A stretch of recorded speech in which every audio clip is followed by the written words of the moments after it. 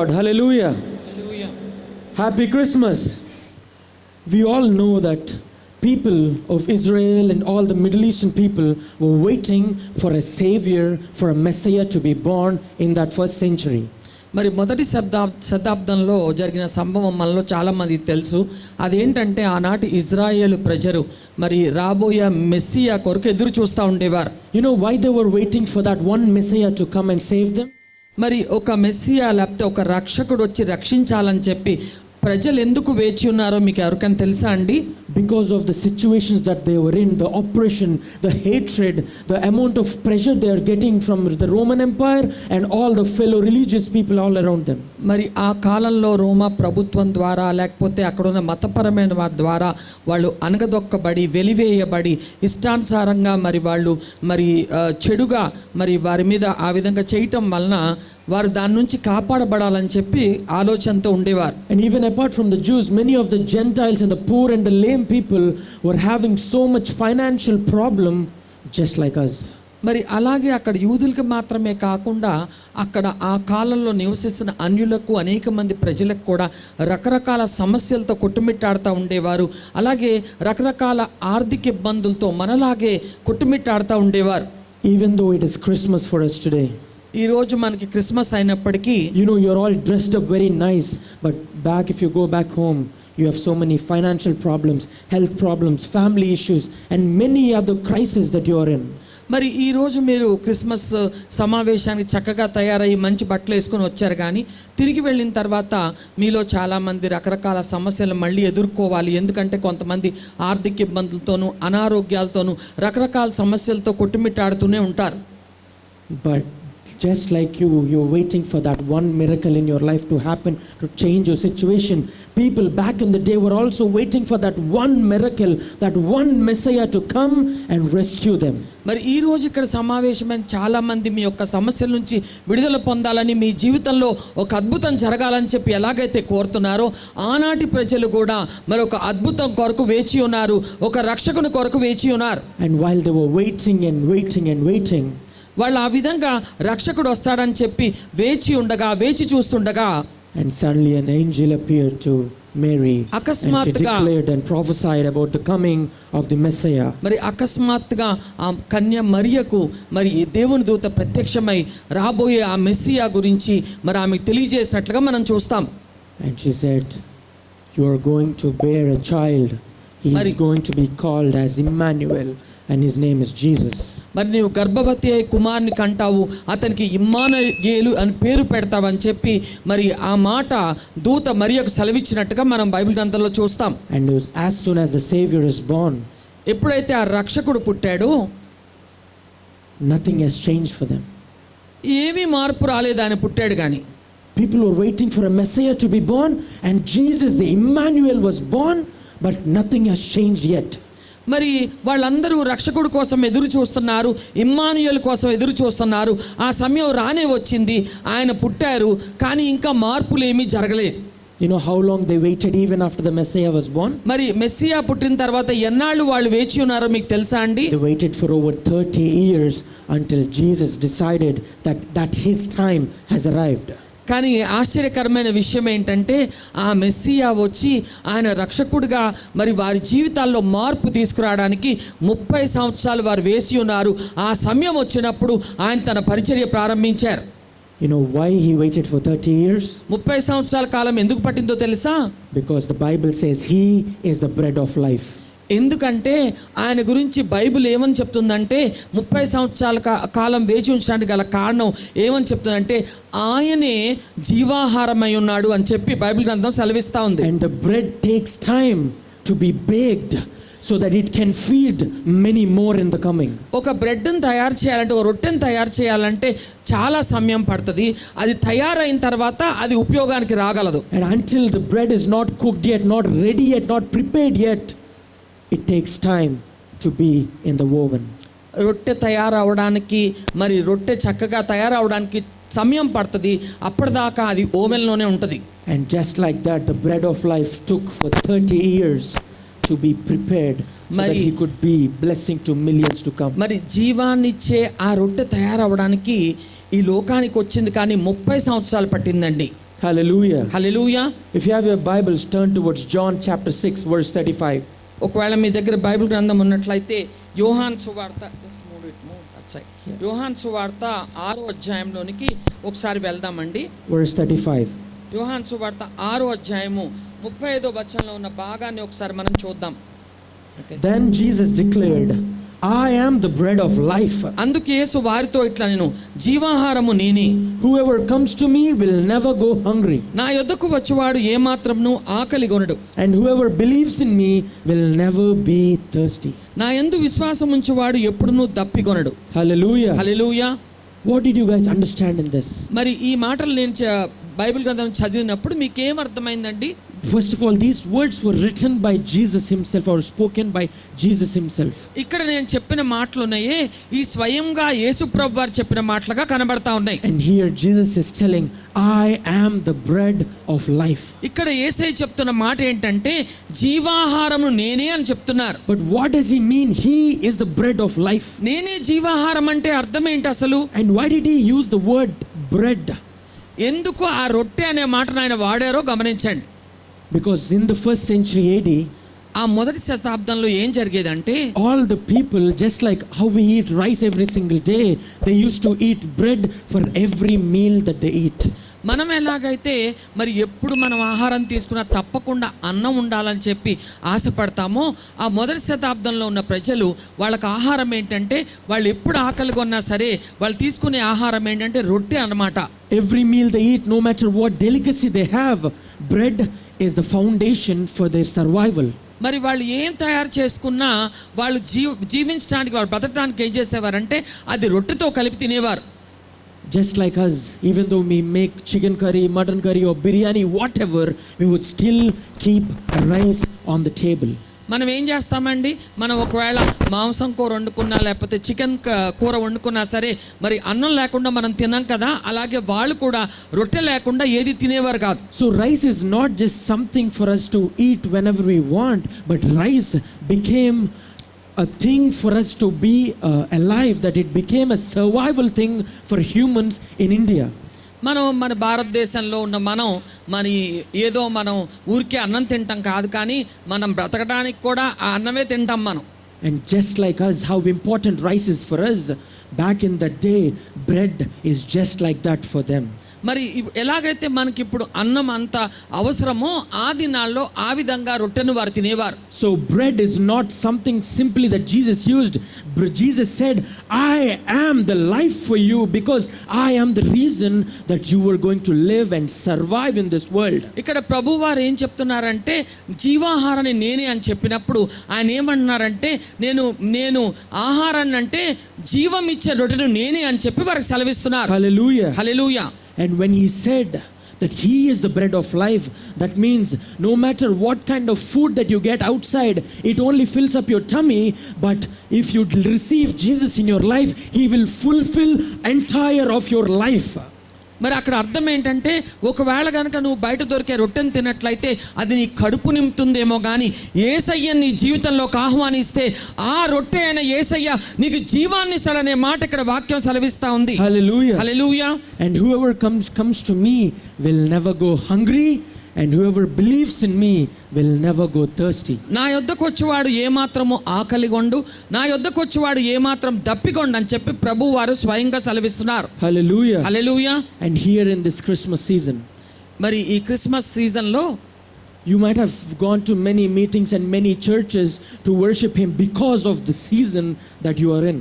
మరి ఇది క్రిస్మస్ కాలం గనక మరి ఎన్నో సంఘాలకు వెళ్ళి లేకపోతే ఎన్నో సమావేశాలకు వెళ్ళి మీరు దేవుణ్ణి ఆరాధించడానికి వెళ్ళి ఉంటారు. But I'm telling you one thing. కానీ ఒక మాట నేను మీకు తెలియజేస్తున్నాను. No matter how many places you go, మీరు ఎక్కడికి వెళ్ళినా సరే, and how many types of food or word that you have heard or even ate, మరి ఎన్నో ప్రాంతాలకు వెళ్ళి మీరు ఏ భోజనాలు చేసినా సరే, ఏ ఆత్మీయ ఆహారాన్ని, ఏ వాక్యాన్ని మీరు విన్నా సరే, that only lasts for that night or for that day. But if you receive Jesus into your life, he will fulfill your life and he will bless you abundantly and he multiplies you in your life. మీరు ఏమి తిన్నా సరే, ఏం విన్నా సరే, ఒకటి మాత్రం చాలా ప్రాముఖ్యమైన సంగతి, మీరు అలాగ వెళ్ళి యేసయ్యను గనుక మీ జీవితంలోకి మీరు ఆహ్వానిస్తే అప్పుడు మీకు సమృద్ధి అయిన జీవితాన్ని, ఆశీర్వాదకరమైన అభివృద్ధితో కూడిన జీవితాన్ని ఆయనే మీకు అనుగ్రహిస్తాడు. Hallelujah. Hallelujah. And there is a reason why he used the word bread again. మరి ఇంకా ఈ రొట్టె అనే మాటను వాడటానికి మరొక ప్రత్యేకమైన కారణం ఉంది. And he didn't just use the word bread, but he also used the bread multiple times to break the bread for multiple reasons. ఆయన రొట్టె గురించి మాట్లాడటమే కాదు, కానీ అనేక పర్యాయాలు ఆయన రొట్టెను పెట్టడానికి కూడా చాలా కారణాలు ఉన్నాయి. If you have your Bibles, turn towards Matthew chapter 14. మత్తయి సువార్త, బైబిల్ గ్రంథం అంటే మత్తయి సువార్త 14వ అధ్యాయం తీయాలని చెప్పి Press it here. కోరుతున్నాను. When I said Matthew chapter 14, you immediately remember the greatest miracle which was recorded in the Bible. నేను మత్తయి సువార్త 14వ అధ్యాయం అనగానే చాలా మందికి అర్థమయ్యే విషయం ఏంటంటే, మరి బైబిల్ గ్రంథంలోని అద్భుతమైన విషయాన్ని ఇక్కడ తెలియజేస్తా ఉందని చెప్పి మీ అందరికి తెలుసు. Because Jesus feeds 5,000 people and more women and children, that is probably 15,000 people with just 2 fish and 5 loaves of bread. మరి ఇక్కడ మత్తయి సువార్త 14వ అధ్యాయంలో ఒక అద్భుతమైన విషయం రాయబడింది. ఏంటంటే అక్కడ ఒక యేసు ప్రభువు వారు ఒక అద్భుతాన్ని చేశారు. 5 రొట్టెలు 2 చేపల్ని మరి 5,000 మంది పురుషులకి మాత్రమే కాకుండా అనేక వేల మంది స్త్రీలకు పిల్లలకు కూడా ఆయన పంచిపెట్టినట్టుగా అక్కడ మనం చూస్తాం. And you have heard this miracle many times in your life, even in your Sunday school or in your church or many meetings. What is so different about this message that I chose to preach today? మరి చాలా పర్యాలు మీరు మీ సంఘాల్లో ఈ విధమైన వర్తమానం చెప్పడం వినుంటారు, కానీ ఈరోజు ప్రత్యేకంగా ఈ వర్తమానం నా ద్వారా దేవుడు ఎందుకు పలికిస్తున్నాడో గమనించండి. You might have heard or read this miracle many times, but I want to go verse by verse and try to tell you and give you the revelation that God has given me. మరి ఈ వర్తమానంలో నేను వరుస క్రమంలో వచనం వెంబడి వచనం మీకు వివరించాలని ఆశపడుతున్నాను. దేవుడు ఏమైతే నాకు దానిలో ప్రత్యక్షత అనుగ్రహించాడో అది మీతో పంచుకోవాలని చెప్పి ఆశపడుతున్నాను. If you have a Bible, turn towards verse 13, Matthew chapter 14. 14వ అధ్యాయం 13వ వచనం మనం చూద్దామండి. When Jesus heard what happened, యేసు ఆ సంగతి విన్నప్పుడు, let's take a break there. ఒక నిమిషం ఆగుదామండి. What happened? What did Jesus hear? ఏం విన్నారండి ప్రభువారు అక్కడ, మీకేమైనా తెలుసా? What could have Jesus heard? ఏం విని ఉంటారు అనుకుంటున్నారు మీరు? If you go a few verses above, it is written in Matthew chapter 14 ఆ that పై వచనాల్లో మనం చూసినట్లయితే అక్కడ ఏమని రాయబడిందంటే, John the Baptist or the John the Baptizer was beheaded by King Herod. మరి రాజైన హేరోదు బాప్తిస్మకుడైన యోహాను తల నరికినట్లుగా అక్కడ మనం చూస్తాం. And Jesus heard that message from somebody else. యేసు ప్రభువారు ఆ సంగతి ఎవరో ద్వారా విన్నారు. And Jesus felt so much pain in his heart. మరి ఎప్పుడైతే ఆ సంగతి విన్నారో బహుశా ఆయన హృదయం అంతా చాలా గాయపడి ఉంటది. You know why? ఎందుకో తెలుసా? Not just for the death of somebody else. ఎవరో చనిపోయారన్న ఆ ఒక్క విషయాన్ని బట్టి కాక, but John the Baptist was the one who prepared the way for Jesus to come and do his ministry to this world.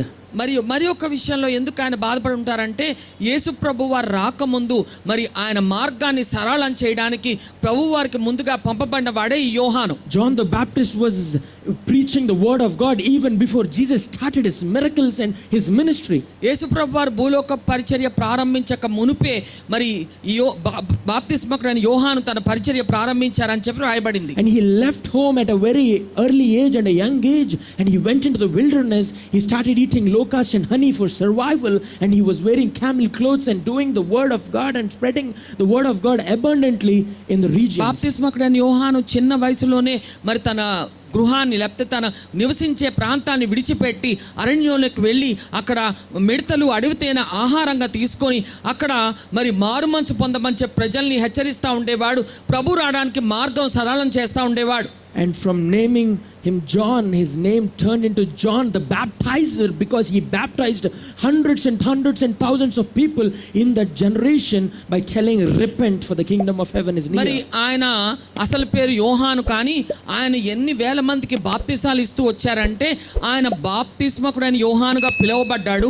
ఆయన ప్రకటించిన వర్తమానం ఏంటంటే మారు మనసు పొందమని చెప్పి అక్కడున్న జనసమూహంతో ఆయన ఆ వర్తమానం సెలవిచ్చేవారు. And Jesus heard that man who was so fearless and so powerful was beheaded, and that man was no more in this world. ఏ భయము లేని యోహాను, శక్తివంతమైన పరిచర్య చేసిన యోహాను ఇంకా ఏమాత్రం లేరు, ఎందుకంటే ఆయన తల నరకబడిందనే వార్త ప్రభువారు విన్నారు. And not just that, అదొక్కటే కాదండి, John the Baptizer was also Jesus' cousin because they both grew up together when they were young boys.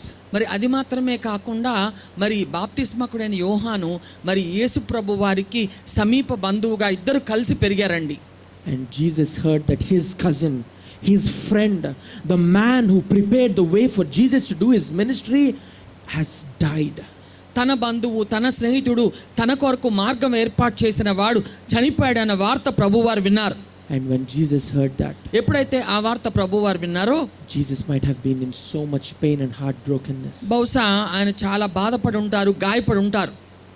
Just like us, if we hear somebody we love the most died, it would break our heart and we would need some time to process that thing in our head. మరి మన జీవితాల్లో మనం ఆప్తుల్ని కోల్పోయినప్పుడు ఎంత కష్టతరమైన విషయమో గమనించండి. దాని నుంచి బయటికి రావడానికి మరి ఎంత సమయం పడుతుందో ఒకసారి ఆలోచించండి. And when Jesus heard that news, ఎప్పుడైతే యేసు ప్రభువారు ఆ వార్త విన్నారో the Bible says he withdrew by the boat privately to a solitary place.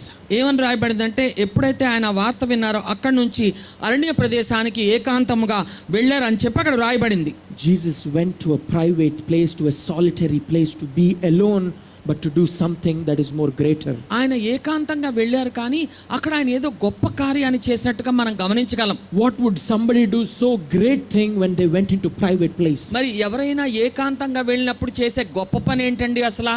If it was us, we would do something wrong in a private place. మరి మనలో చాలా మంది ఏం చేస్తామంటే ఒకవేళ ఒంటరిగా ఉంటే, ఏకాంతంగా ఉంటే చాలా మంది తప్పు విధానంలో నడుస్తామేమో. And your mind would be so open, broad, that you would think all kinds of sinful things in your head when you're in private. అలా ఒంటరిగా ఉన్నప్పుడు, ఏకాంతంగా ఉన్నప్పుడు మనసులు ఎలా గలిబిలి అయిపోతాయి అంటే ఏదో చెడ్డ విషయాలు, మరి ఆలోచించకూడని ఆలోచనలు మనుషుల్లో వస్తూ ఉంటాయి. But when Jesus went into the solitary, the private place, కానీ ఎప్పుడైతే యేసు ప్రభువారు ఏకాంతంలోనికి వెళ్ళారో, you know what he always used to do?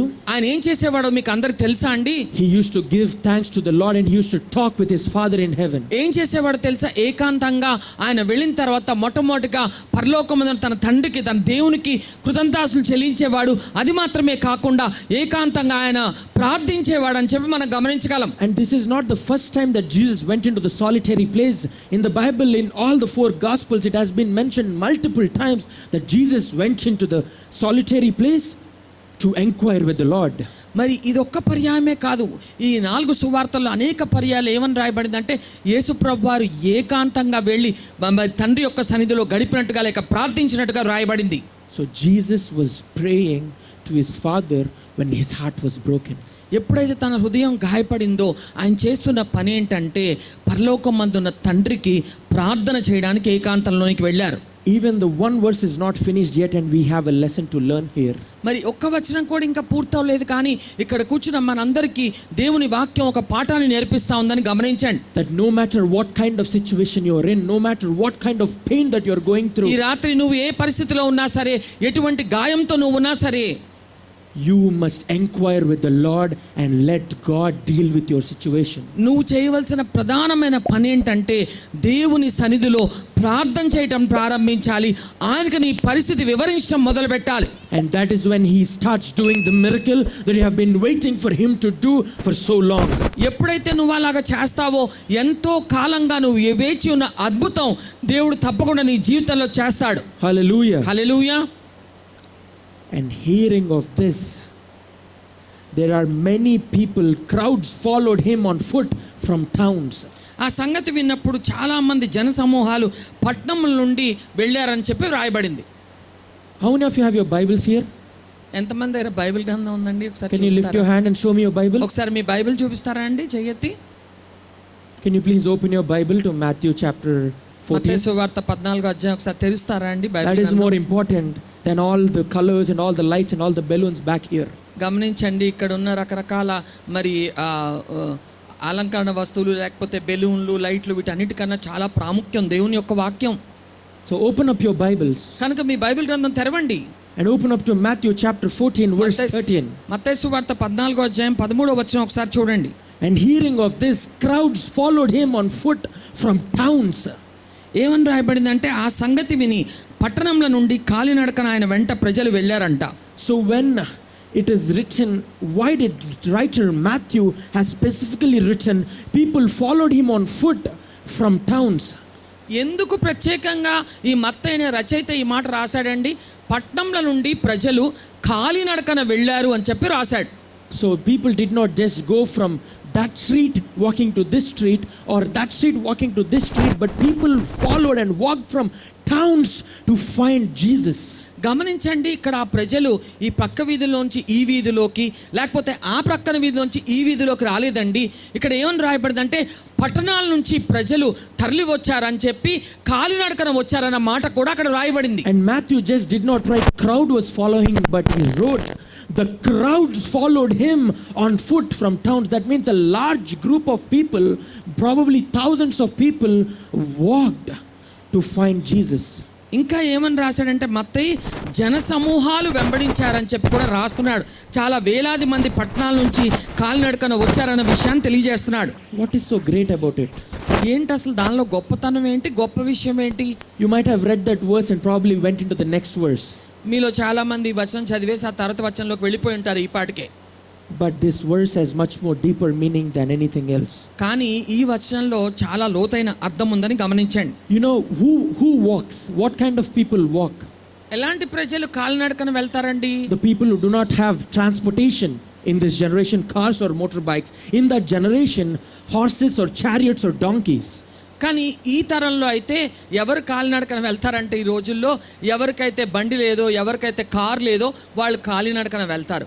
ఆ దినాల్లో ఆలోచిస్తే ఎవరికైతే గుర్రాలు లేవో, ఎవరికైతే రథాలు లేవో, లేకపోతే ఎవరికైతే గాడిదలు లేవో వాళ్ళు మాత్రమే కాలినడకన వెళ్తారు. And what kind of people does not have a transportation? మరి నిజంగా ఆలోచిస్తే మరి ఆ విధంగా వాహనాలు లేని ప్రజలు ఎవరండి? Poor or lower middle class people. ఎవరైతే మరి ఆర్థికంగా పేదరికంలో ఉన్నారో, ఎవరైతే ఆర్థికంగా తక్కువలో ఉన్నారో అటువంటి వారు మాత్రమే కాలినడకన వెళ్తారు. And people in crowds, large number of people went on foot from towns to towns to see Jesus, to do some kind of miracle there. మరి ఆ కాలినడకన పట్టణాల నుండి ప్రజలు నడిచి నడిచి వెళ్ళారు. ఎందుకంటే ఏదో ఒక అద్భుత కార్యం తప్పకుండా ప్రభువు వారు వారి జీవితంలో చేస్తారనే వాళ్ళు వెళ్ళారు.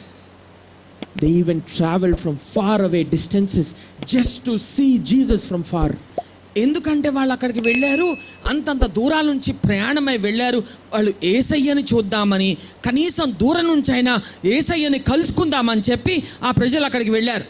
It's like if something great is happening in Vijayawada or Visakhapatnam, ఎక్కడో విజయవాడలో, విశాఖపట్నంలో ఏదైనా గొప్ప సంగతి జరిగింది అనుకోండి, and if I decided to walk from Kakinada to Vizag or Kakinada to Vijayawada, you all would think I am a mad guy. ఒకవేళ కనుక నేను ఆ సంగతి విని కాకినాడ నుంచి విజయవాడో మరి లేకపోతే వైజాగో నడిచి వెళ్తానంటే మీలో చాలామంది నేను పిచ్చోడిని అనుకుంటారు. But if you hear that something great is happening, a person is there in Vizag or Vijayawada, that if you just get closer to him, your life will be changed. You would all run and leave this meeting right now. మరి ఇంకొక మాట చెప్తాను, ఒకవేళ గనక ఏ విజయవాడలోనో లేకపోతే ఏ వైజాగ్లోనో ఒక వ్యక్తి ఉన్నాడు, ఆయన దగ్గరికి వెళ్తే జీవితం అంతా మారిపోద్ది అన్న విషయం కనుక మీకు తెలిస్తే మీరేం చేస్తారు తెలుసా? నాలా కాలినడకలు కాదు, మీలో చాలా మంది పరుగులు పెట్టి వెళ్ళడానికి సిద్ధపడతారు. And that is how we believe, because we want some miracle, instant miracle to happen in our life. ఎందుకంటే మన జీవితాల్లో అప్పటికప్పుడే ఆకస్మికంగా అద్భుతాలు జరగాలని చెప్పి ప్రతి ఒక్కళ్ళం కోరుకుంటాం. That instant miracle only happens through Jesus in that generation. కానీ ఆ తరంలో చూసినప్పుడు మరి అటువంటి అద్భుతాలు జరగాలంటే ఆ ప్రజలకు ఏమర్థమైందంటే యేసు ప్రభు వారి ద్వారానే జరుగుతాయని వారికి అర్థమైంది.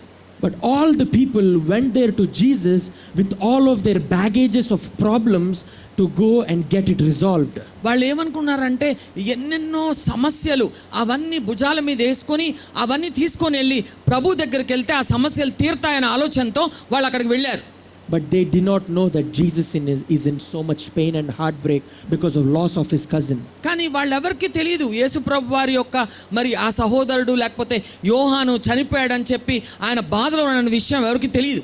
They all went to receive something from Jesus because they do not know that Jesus need comfort at that time. కానీ ఎలాంటి ప్రజలంటే యేసుప్రభు వారు ఏ స్థితిలో ఉన్నారో వాళ్ళకి అక్కర్లేదు, కానీ యేసుప్రభు వారి దగ్గరికి వెళ్తే వాళ్ళకి ఏమేమి కావాలో అవన్నీ దొరుకుతాయనే ఆలోచనతోనే ప్రజలు అక్కడికి వెళ్ళారు. But you know what Jesus did? కానీ ప్రభు వారు ఏం చేశారో తెలుసా? In the 14th verse it says, ఆ 14వ వచనంలో ఏమని రాయబడిందంటే, when Jesus landed and saw a large crowd, ఆయన వచ్చి ఆ గొప్ప జనసమూహాన్ని చూసినప్పుడు he had compassion on them. వారి మీద ఆయన కనికరం కలిగిందని చెప్పి రాయబడింది. Hallelujah. Hallelujah. Who in their right mind would have compassion in their heart when their heart was already broken? గమనించండి, సొంత వాళ్ళు చనిపోయి మనసంతా గాయంతో ఉన్నప్పుడు ఎవరైనా వస్తే మనలో ఏమైనా కనికరం పుట్టగలదా? ఏ మనుషుడికైనా కనికరం కలుగుద్దా? We would expect compassion and comfort from others in our life, but we would never have compassion on others when we are already in so much pain. ఒకవేళ మనం కనుక అలా గాయపడిన స్థితిలో, ఆప్తుల్ని కోల్పోయిన స్థితిలో ఉంటే మనం ఏమనుకుంటామంటే, వచ్చిన వాళ్ళు మన పైన కనికరం చూపించాలి, వచ్చిన వాళ్ళు మనం ఆదరించాలని మనం అనుకుంటాం. But Jesus had compassion in his కానీ ఇక్కడ heart. యేసు ప్రభు వారు వాళ్ళని చూసినప్పుడు ఆయనకు ఎంతో కనికరం కలిగిందంటండి. And many of you in here, sitting here, ఇక్కడ కూర్చున్న మీలో చాలా మంది are facing many of troubles that cause so much pain in your heart. మరి మీరు ఎదుర్కొనే సమస్యల వల్ల మీ హృదయంలో చాలా మరి బాధపడుతూ ఉండుంటారు. కొంతమంది చాలా గాయంతో ఉండుంటారు. Many of you receive hate words in your home by your spouse or your husband or your children or your parents. చాలా పర్యాలు ఇక్కడ కూర్చున్న వారిలో చాలా మంది కుటుంబాల్లో మిమ్మల్ని గాయపరిచేవారు, లేకపోతే మీ భర్త గారో మీ భార్యో లేకపోతే మీ పిల్లలో మిమ్మల్ని మరి అనవసరమైన మాటలు మాట్లాడుతూ గాయపరుస్తూ ఉండే సందర్భాల్లో మీరు ఉండుంటారు. Or many of you have so many financial problems that you even want to kill yourself because your debt is so high and your life is so small and short. మరి ఇక్కడ కూర్చున్న మీలో కొంతమంది మీకున్న ఆర్థిక ఇబ్బందులు పట్టి ఇంకా చచ్చిపోదామని చెప్పి ఒక తీర్మానానికి వచ్చి ఉంటారు. ఇంకెంతకాలం బతుకుతాం ఈ అప్పులతో అని చెప్పి మీరు ఆ విధంగా మరి బలహీన పడతా ఉన్న వారు ఇక్కడ ఉండుంటారు. And you have so much pressure on your heart. మరి మీ గుండె మీద లేకపోతే మీ యొక్క హృదయం మీద ఎంతో ఒత్తిడితో ఉన్న వారు ఇక్కడ ఉండుంటారు. And if somebody comes up to you in that situation and asks you for help, how అటువంటి would you పరిస్థితిలో react? ఎవరైనా మీ దగ్గరకు వచ్చి మాకు సహాయం చేయండి అంటే మీరు ఏం చెప్పగలరండి? ఏం చేయగలరు? You would not feel compassion towards them because of your heartbreak. మరి మీరే బాధలో ఉంటే ఎవరైనా మీ దగ్గరకు వచ్చి బాధలు చెప్పుకుంటే మీకేం దయ కలుగుద్ది ఆలోచించండి.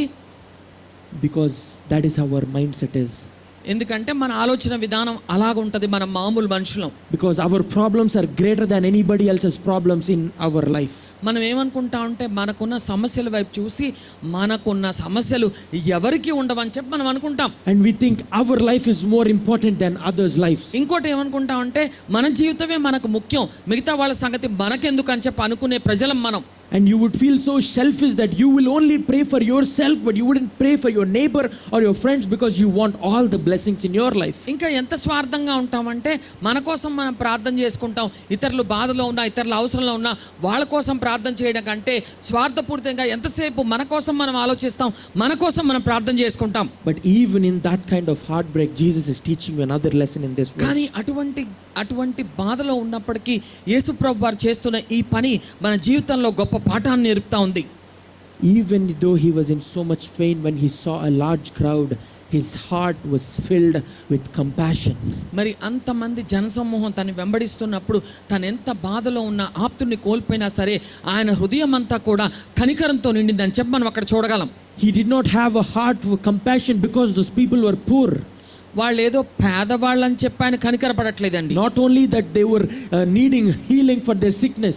వాళ్ళకేదో మరి రోగాలకి స్వస్థత కావాలని చెప్పి ఆయన కనికరపడలేదు. Not only that they need salvation, not only they need some kind of miracle to happen in their life. వారి జీవితంలో ఏదో అద్భుతం జరగాలని చెప్పి ఆయన కనికరపడటం మాత్రం But కాదు. you know why Jesus had compassion in his ఎందుకు heart? ఆయన కనికరపడ్డాడో తెలుసా? He saw so many souls that were being lost and needed salvation in their life. గమనించండి, అనేక మంది నశించిపోయే స్థితిలో ఉన్నారు. వాళ్ళందరూ రక్షణ మార్గంలోకి రావాలి కనుక వారిని చూసినప్పుడు వాళ్ళు నశించిపోతారని చెప్పి వాళ్ళ మీద ఆయనకి కనికరం కలిగినట్లుగా మనం గమనించగలం. And his heart was filled with compassion that he started teaching, that he started doing miracles in their life, that he started healing by walking past them. ఎప్పుడైతే వాళ్ళని చూశాడో ఆయన హృదయం కనికరంతో నిండిపోయి మరి వారితో మాట్లాడుతూ వారికి బోధ చేస్తూ వారిని స్వస్థపరుస్తూ వారి జీవితాల్లో అద్భుతాలు చేయడం ప్రారంభించాడు. Hallelujah. Hallelujah. And even in this 14th verse it says he healed their sick. ఏమని రాయబడిందంటే వారి మీద కనికరపడి వారిలో రోగులైన వారిని ఆయన స్వస్థపరిచాడన్న మాట కూడా రాయబడింది. But after, in the 15th verse, ఆ 15వ వచనం తర్వాత ఏమని రాయబడిందంటే the Matthew is a master writer. మరి గమనించండి, ఈ మత్తయి అనే రచయిత అద్భుతమైన రచయితగా కనబడతా ఉన్నాడు.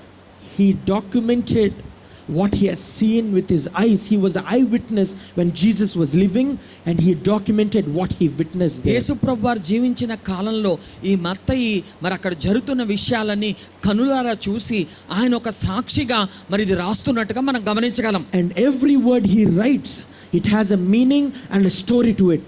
మరి ఆయన రాసిన ప్రతి మాటకు ఒక అర్థం ఉంది, అలాగే దానికి సంబంధించిన ఒక కథనం కూడా ఉంది అక్కడ. He said, as evening approached.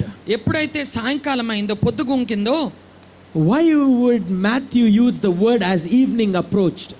పొద్దుపోయిందనే మాటను ఎందుకు రాశాడండి? Why did he use the word evening? మరి సాయంకాలం లేక పొద్దుగుంకిపోయిందనే మాట ఎందుకు రాశాడు? Did any of you get doubt that why did he use the word evening? మీకు ఎవరికైనా సందేహం కలిగిందా పొద్దుపోయిందన్న మాట ఎందుకు రాశాడని? You know what doubt that I got? నాకెందుకు సంశయం, ఏం సంశయం వచ్చింది తెలుసా? What was Jesus doing there until evening? యేసుప్రభు వారు ఆ పొద్దుగూకే వరకు అక్కడేం చేస్తాడు ఆయన అని చెప్పి నాకు సందేహం కలిగింది. I feel like he might have heard what happened in morning and what was Jesus doing there until evening. మరి పొద్దున జరిగిన దాన్ని బట్టి ఆలోచిస్తే ఇప్పటిదాకా ప్రభు వారు ఏం చేస్తారనే సందేహం నాకు కలిగింది. And you know what was Jesus doing? ఏం చేస్తున్నారో తెలుసా? Not only healing the sick, మరి రోగగ్రస్తుల్ని స్వస్థపరచడం మాత్రమే కాదు, not only performing miracles. అద్భుత కార్యాలు చేయడం మాత్రమే కాదు, You know what is he doing that is far more important? అంతకంటే ప్రాముఖ్యమైన విషయం ఆయన చేస్తున్నారు. అదేంటో తెలుసా అండి మీకు? He was teaching to the people.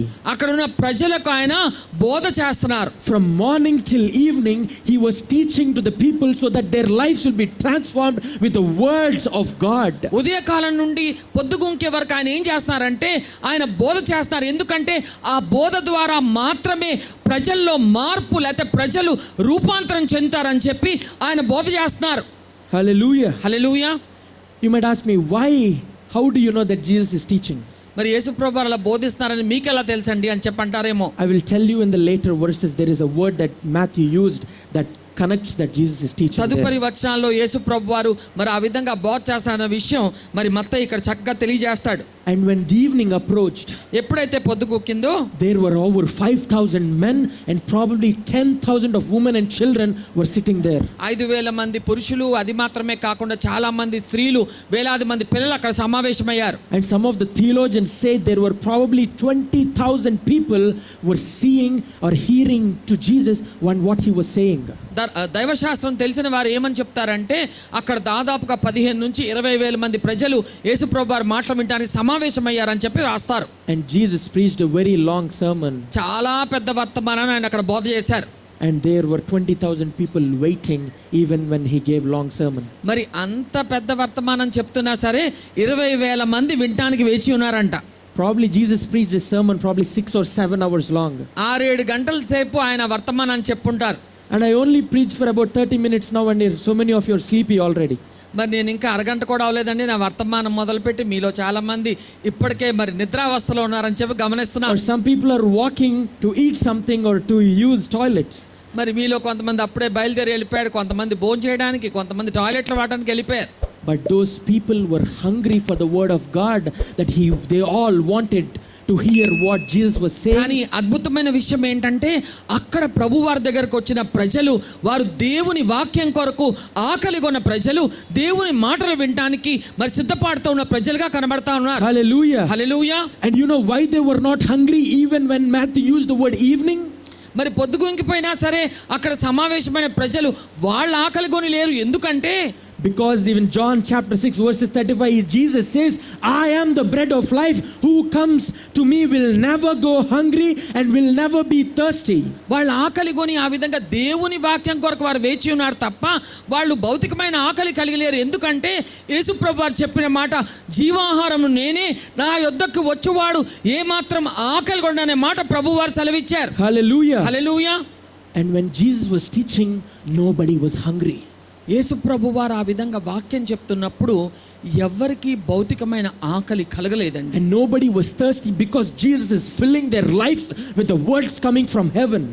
ఎందుకంటే వారు ఆకలి కొనలేరు. ఎందుకు దప్పికొనలేదంటే యేసుప్రభు వారు మాట్లాడుతున్న మాటల ద్వారా, పరలోకం నుండి పంపబడుతున్న ఆహారం ద్వారా వారి ఆకలి తీర్చబడుతుంది, వాళ్ళ దప్పిక తీరుతుంది గనక వాళ్ళు భౌతికమైన ఆకలి వాళ్ళు అనుభవించలేదు.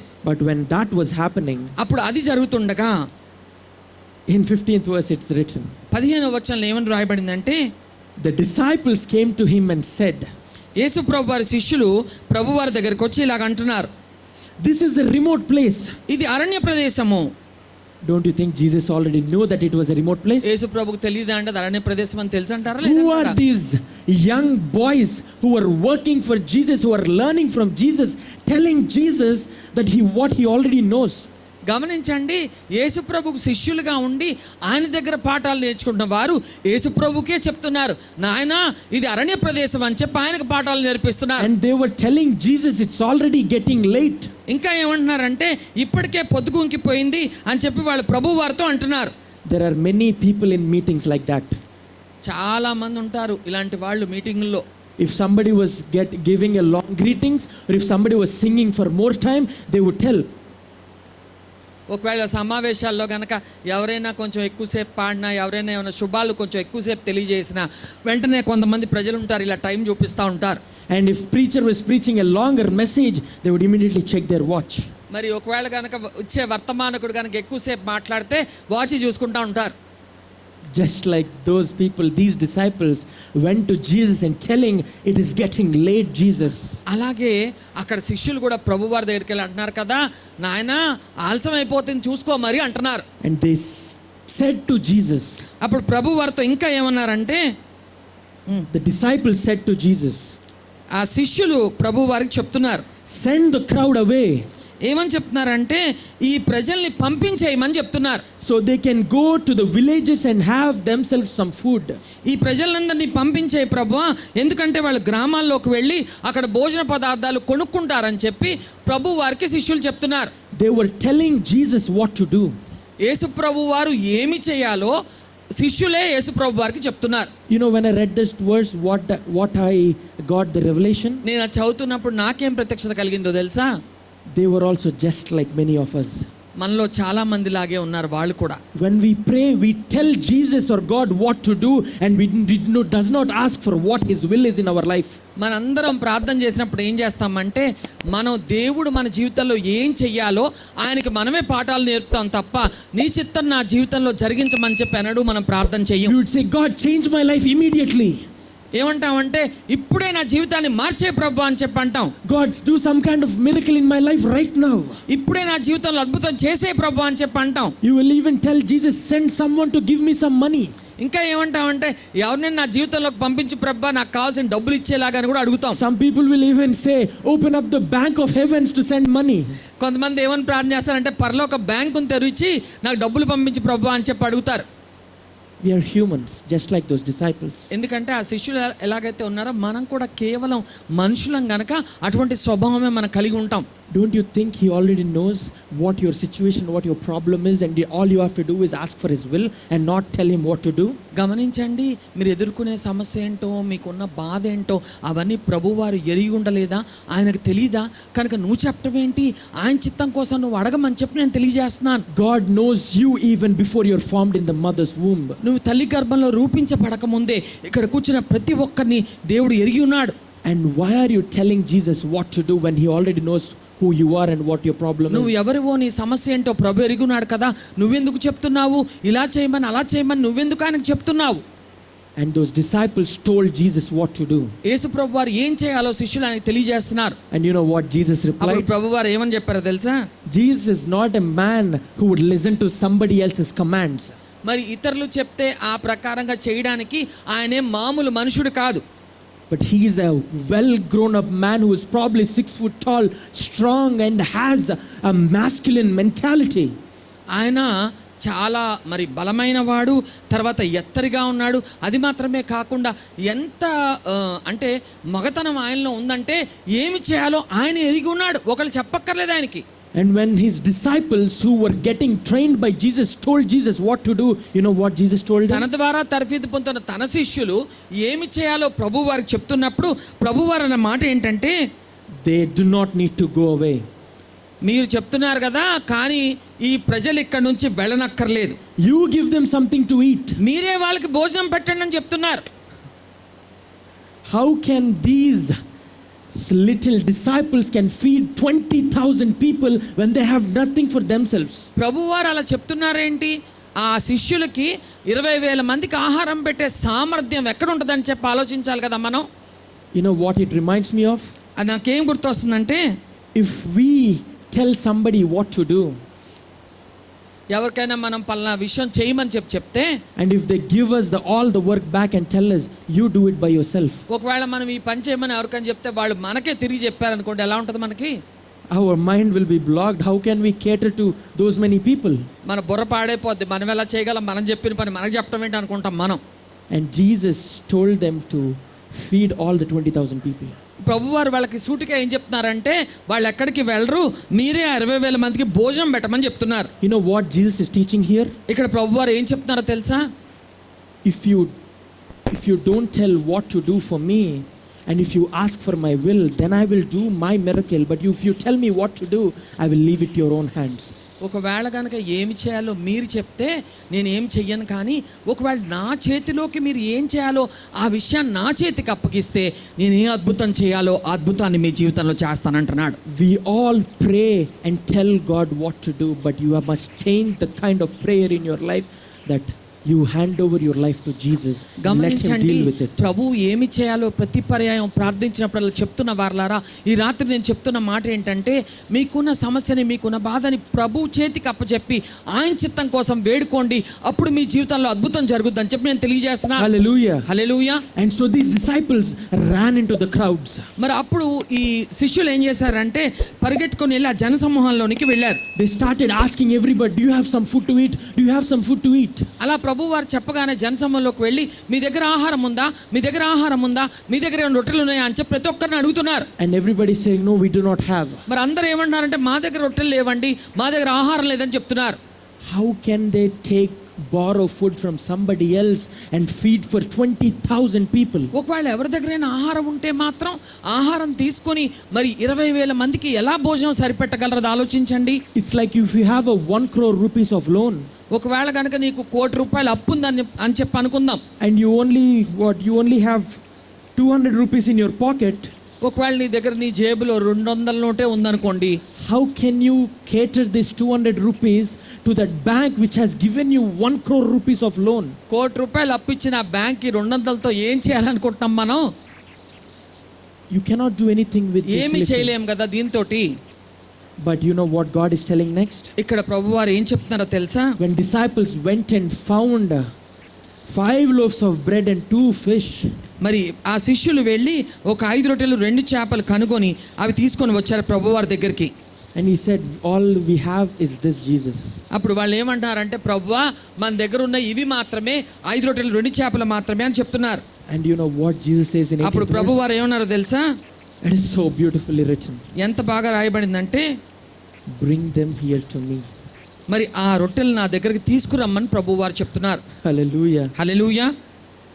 You might have so many problems in your life, మీ జీవితంలో ఎన్నో సమస్యలు ఉండొచ్చు. and your problems are so bigger that you can't even cater to them. మరి ఆ సమస్యలు ఎంత పెద్దవంటే అవి ఎలా తీర్చుకోవాలో, అవి ఎలా తీరగలవో కూడా మరి ఎటువంటి మీకు కొంచెం కూడా ఆలోచన లేదు ఎలా తీరుతాయో. And you only have so little in your hand. నీ చేతిలో ఉంది చాలా కొద్దిగే, మరి నీకున్న అవకాశం కూడా చాలా చిన్నదే అవి తీరడానికి. And you know what God is telling? కానీ ప్రభువారు ఇక్కడ ఏం సెలవిస్తున్నారో తెలుసా? Bring your life to me. నీ జీవితాన్ని నా యొద్దకు తీసుకొని రమ్మని చెప్పని చెప్తున్నా. And I am going to multiply your life and an abundance blessing in your life. ఎప్పుడైతే నీవు నా దగ్గర తీసుకొని వస్తావో నీ జీవితాన్ని నేను ఆశీర్వదిస్తాను, నీకు కావాల్సిన విస్తారతను నేను దయచేస్తానని ప్రభువారు సెలవిస్తున్నారు. Hallelujah. Hallelujah. And in the 19th verse, 19వ వచనంలో, and he directed the people to sit down on the grass. ఆయన ఏం చెప్పారంటే పచ్చిక మీద ప్రజలందరినీ కూర్చోబెట్టమని చెప్పి ఆజ్ఞాపించారు. Remember I told you about that why Jesus is teaching. How did I know about it? మరి యేసు ప్రభువారు అలాగ ఎందుకు బోధ చేస్తారో ఎలా తెలుసు నాకంటే, here Matthew wrote, he directed people to sit down on the grass. ఏమని చెప్పాడంటే మత్తయి ఇక్కడ పచ్చిక మీద జనులను కూర్చోబెట్టమని చెప్పి రాయబడింది. You know, when people sit, ఎప్పుడు ప్రజలు కూర్చుంటారో తెలుసా? When they are standing. ఎప్పుడైతే వాళ్ళు నిలబడి ఉన్నారో వాళ్ళని కూర్చోబెడతారు. And you know why people are standing in the first century AD when Jesus was teaching? యేసు ప్రభు వారు మరి బోధ చేస్తున్నప్పుడు ఆ మొదటి శతాబ్దంలో ఎందుకు ప్రజలు నిలబడినారో మీకు తెలుసా? Because back in the day it was the rule that teacher used to sit and people used to stand up and listen to the sermon or teaching. మరి అప్పుడున్న విధానం ఏంటంటే ఎవరైతే బోధ చేస్తున్నారో ఆ బోధకుడు కూర్చుంటే ప్రజలు నిలబడి వినేవాళ్ళు. అది అప్పుడున్న విధానం. So that's why when Jesus asked all of the people to sit down, that means they were standing and hearing to what Jesus is teaching. గమనించండి, మరి అన్ని గంటలు ప్రభువు వారు మాట్లాడుతుంటే మరి అక్కడ ఉన్న ప్రజలందరూ కూడా నిలవబడి వింటున్నారన్న విషయం మనకు అర్థమవుతోంది. Hallelujah. Hallelujah. And those Jesus guided them and to make them sit on a comfortable grass. మరి చక్కగా పచ్చిక మీద వాళ్ళని కూర్చోబెట్టమని చెప్పి ప్రభువు వారు సెలవిచ్చారు. And Jesus is taking the 5 loaves and 2 fish.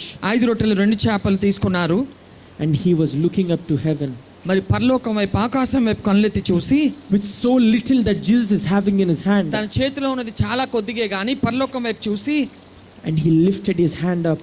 మరి ఆ చేతులు పైకెత్తి And he looked up in heaven. పరలోకం వైపు చూచి, You know what the Bible says? That Jesus gave thanks. అప్పుడు ఆకాశం వైపు కళ్ళెత్తి చూసిన ఆ ప్రభువు మరి కృతజ్ఞతాస్తులు చెల్లించినట్టుగా వ్రాయబడింది. Many of us have a heart when we receive something, we forget who gave us. చాలా పర్యాలు ఎవరైనా మనకు సహాయం చేస్తే ఎవరిచ్చారు ఆ విషయాన్ని మర్చిపోయే హృదయం కలిగిన వాళ్ళం ఇక్కడ కూర్చున్న మనందరం. But when Jesus received that so little in his hand, first thing he thanked the Lord. మొట్టమొదటిగా ఆ చిన్న 5 రొట్టెలు 2 చేపలు ప్రభు వారి చేతిలోకి వచ్చినప్పుడు ఆయన చేసిన మొట్టమొదటి పని ఏంటంటే పరలోకం వైపు కళ్ళెత్తి చూసి దేవుని కృతజ్ఞతాస్తులు చెల్లించారు. Hallelujah. Hallelujah. And what he did next is so greater and so much, it has so much revelation to it. మరి ఆ తదుపరి జరిగిన విషయం చూస్తే అది గొప్ప విషయంగా అద్భుతమైన విషయంగా కనబడతా ఉంది. After he gave thanks, ఎప్పుడైతే ఆయన కృతజ్ఞతాస్తులు చెల్లించారో ఆ తదుపరి you know what Jesus did? యేసు ప్రభువు చేసిన పని ఏంటో తెలుసా? You know what Jesus did? యేసు ప్రభువు చేసిన పని ఏంటో మీరు ఎరిగి ఉన్నారా? He broke the bread. ఆ రొట్టెను విరిచారని చెప్పి వ్రాయబడింది. What good does a broken bread do?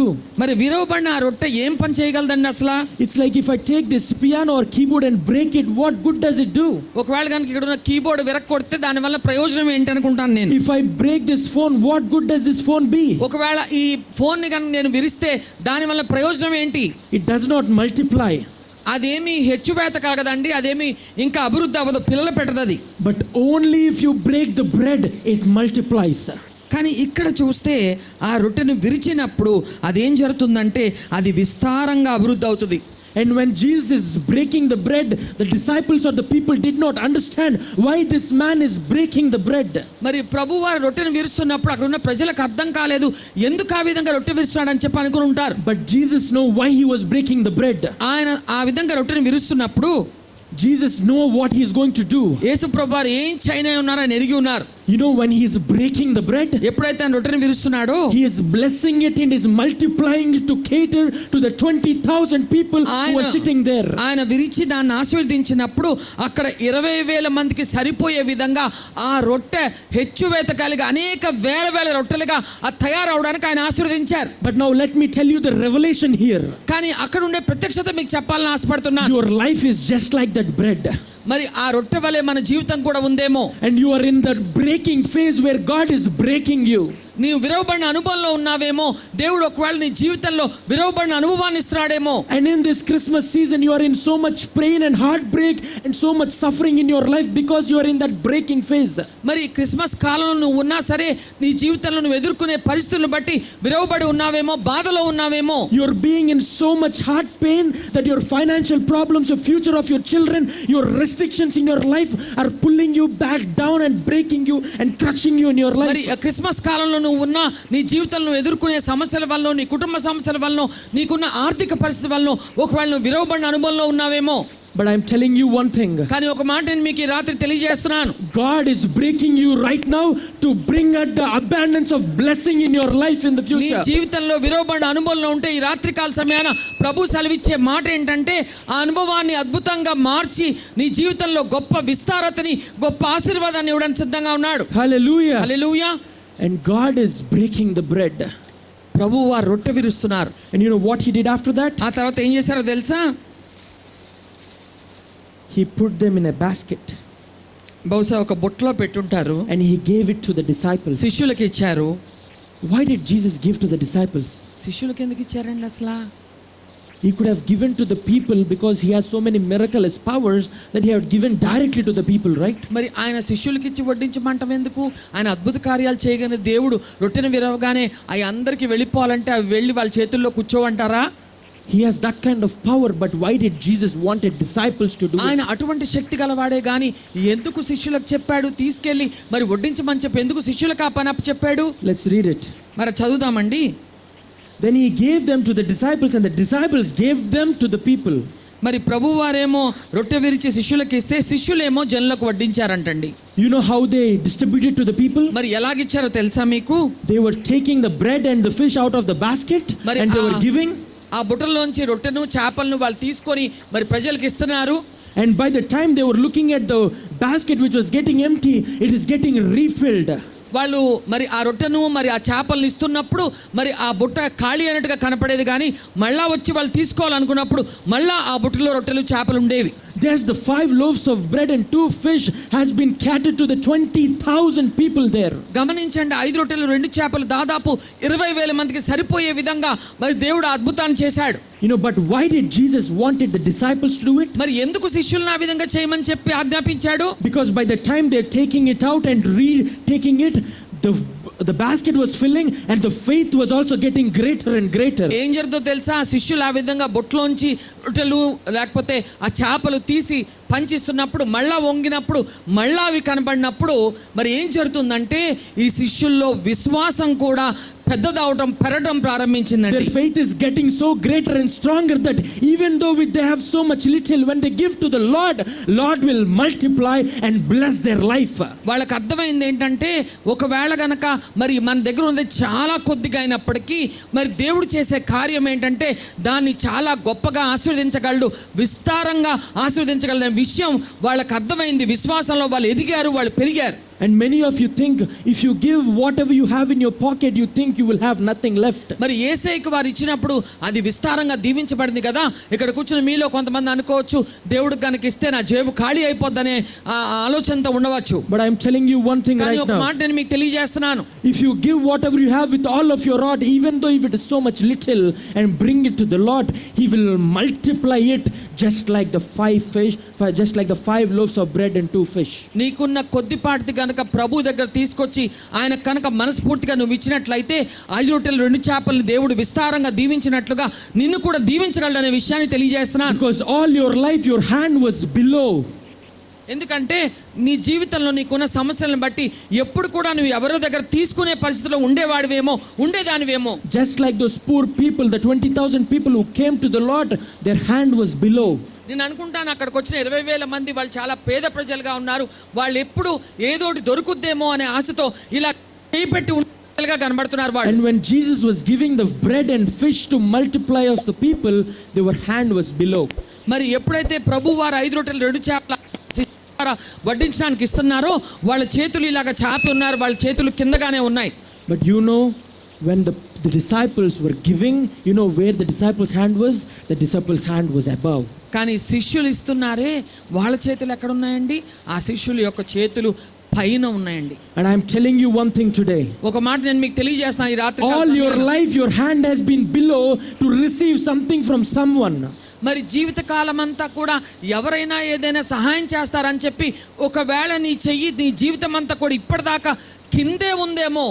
But if you transform your life like those disciples and give whatever you have so little to Jesus, He will multiply it, that your hand will always be above and be a blessing in multiple life. ఆ శిష్యుల్లాగా మీరు కనుక మీ దగ్గర ఉన్న కొద్దిపాటిది ప్రభు దగ్గర తీసుకొస్తే ఆయన ఎలా దీవిస్తాడంటే ఆ శిష్యులను దీవించినట్లుగా నీ చెయ్యి పైన ఉండేలాగా అనేక మందికి మరి ఇవ్వడానికి ఆ విస్తారత దేవుడు నీ జీవితంలో అనుగ్రహించబోతున్నాడు. Hallelujah. హల్లెలూయా.